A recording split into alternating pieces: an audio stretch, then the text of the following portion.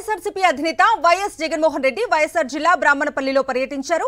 అరటి తోటలను పరిశీలించి రైతులను పరామర్శించారు. ధర లేక తీవ్రంగా నష్టపోతున్నామని వైఎస్ జగన్ వద్ద అరటి రైతులు వాపోయారు.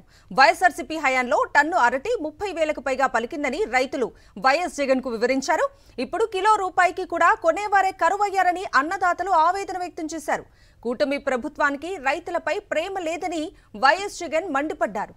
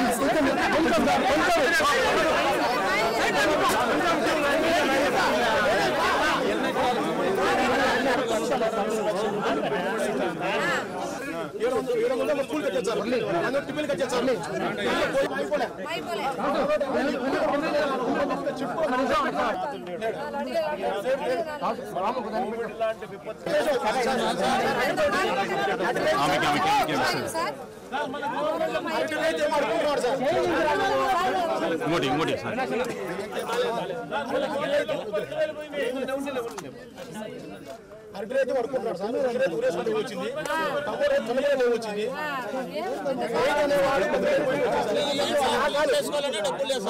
హైదరాబాద్ నగరాలు పోయి కూలి పని చేసుకుని పోయి వచ్చారు రైతులైన వాళ్ళు సార్. హైదరాబాద్ నుంచి కూలి పని వదులుకొని పల్లి పని వచ్చారు సార్. మన ప్రభుత్వం వచ్చిన తర్వాత ఎక్కడ కొన్ని చిన్న చిన్న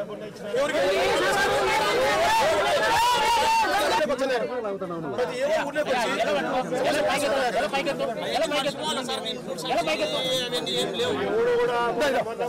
వచ్చి రాసుకునేది లేదు.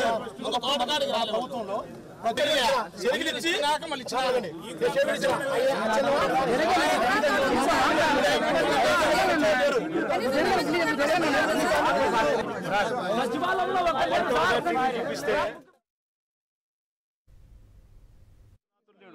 సార్ అసలు అడిగబడే తోటలోకి రావడం లేదు సార్. అన్ని పంట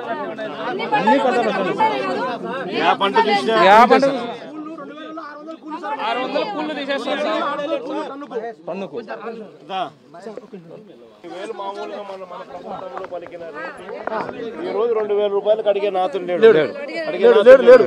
మనం కోవిడ్ లాంటి విపత్కర పరిస్థితిలో ఉన్నా కూడా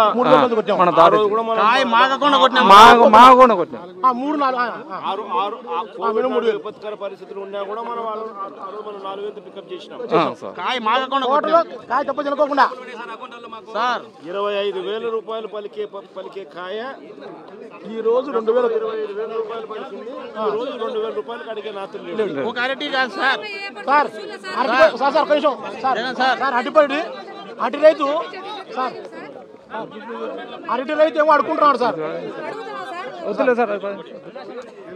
అరటి రైతు అడుకుంటున్నాడు సార్. ఉల్లి రైతు ఊరేసుకునే టైం వచ్చింది, టమోటా రైతు తన్నుకునే టైం వచ్చింది. రైతు అనేవాడు బతకలేని పొజిషన్ వచ్చింది సార్. చేసుకోవాలనే డబ్బులు లేదు సార్. హైదరాబాద్ నగరాలు పోయి కూలి పని చేసుకునే పొజిషన్కి వచ్చారు రైతులు అనేవాళ్ళు సార్. హైదరాబాద్ నుంచి కూలి పనులు వదులుకొని పంట పెట్టిన రైతులు వచ్చారు. మళ్ళీ రైతులు హైదరాబాద్ పోయి విజయవాడ పోయి కూలి పనులు చేసుకునే స్టేజ్కి వచ్చారు సార్. మన ప్రభుత్వం వచ్చిన తర్వాత ఎక్కడెక్కడే చిన్న చిన్న ఉద్యోగస్తులు అంతా పల్లెలకు వచ్చి వ్యవసాయం చేసుకుంటారు. మొన్న మనకు గాలి వాన వచ్చింది కదా, ఇన్పుట్ సబ్సిడీ డబ్బులు ఇచ్చినారు. పలకరించిన ఆతడు లేవు సార్, ఎవరు ఇచ్చేది సార్? ఇంకోటి అగ్రికల్చర్ ఆడడం తెలుసు, హార్టికల్చర్ ఉండడం తెలుసు సార్. ఇంతకుముందు ఏవోలు ఊర్లోకి వస్తున్నారు, ప్రతి ఏవో ఊర్లోకి వచ్చి సమస్యలు రాసుకుంటున్నారు. అవన్నీ మర్చిపోవాలి సార్. ఇన్పుట్ సబ్సిడీ అవన్నీ ఏం లేవు. గాలి వాన వచ్చినప్పుడు కూడా మనకు పంట పడిపోయినప్పుడు ముందు ఊర్లోకి రాలేదు సార్.